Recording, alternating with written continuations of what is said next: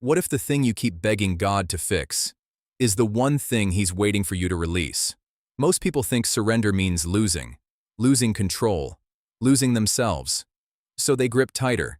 They pray for breakthrough with both fists closed, asking God to move while refusing to let Him touch the one thing they're holding. By the end of this video, you'll understand one truth that quietly changes everything. The moment you stop gripping is the moment you actually start living.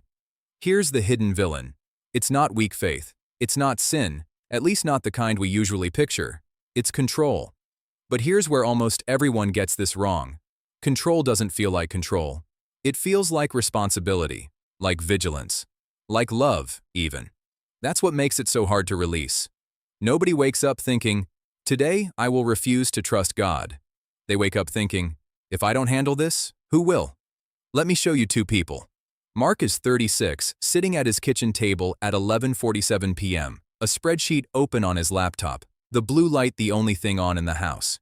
Every tab is a different version of a plan to save a business that's quietly sinking. He's not panicking outwardly. He stopped letting himself panic months ago. He's just recalculating, again, like if he finds the right formula, he can fix what's actually broken. His prayers sound like memos. "God, here's what I need you to do." He's not asking God to lead. He's asking God to co-sign. Daniel is in a hospital waiting room 3 floors up. Fluorescent light humming overhead. Vending machine coffee going cold in his hand, untouched. A monitor beeps somewhere down the hall that isn't even his father's, but every beep still makes him flinch. His father is in surgery, and for the first time in his life, there is nothing Daniel can do to control the outcome. No call to make, no fix, no plan. Just a clock on the wall that seems to move slower the harder he watches it. And in that silence, he says something he's never meant before. "I don't know what to do. You take it." Nothing changes instantly, but something in him does. That's the difference between religion as performance and surrender as relationship. Now, this next verse completely changes the picture.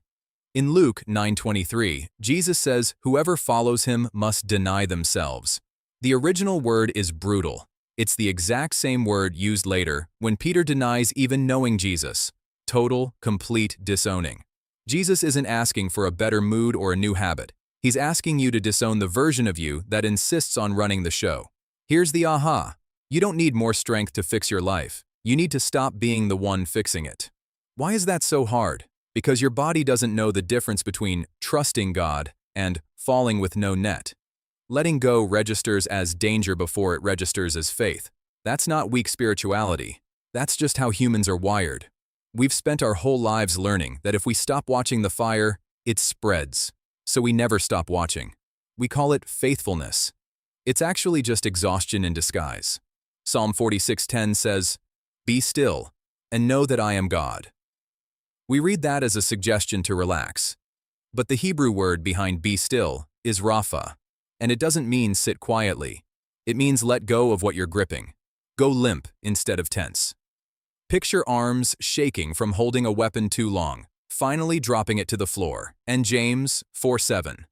Submit yourselves to God comes from a military word, hupotasso, arranging yourself back into formation. Not because you're weak, but because a soldier out of position is a danger to himself and everyone near him. Think of it like an anchor. A ship without one doesn't look like it's in trouble. Not at first. It drifts slowly, quietly, always adjusting, always correcting, using its own engine to fight the current every second of every day. It never rests. An anchored ship isn't stuck. It's finally still, because something outside itself is holding its position. Here's the second aha, and this one's worth sitting with. Control promises certainty. Surrender gives peace. You've been chasing the wrong one. Mark at his spreadsheet. Daniel in that waiting room. Both drifting, both burning fuel they don't have. Both trying to hold a weapon they were never strong enough to carry. Sit with this one. Maybe you haven't felt stuck because God isn't moving. Maybe He's been waiting for the one thing you've never been willing to release. You can't outpray a closed fist.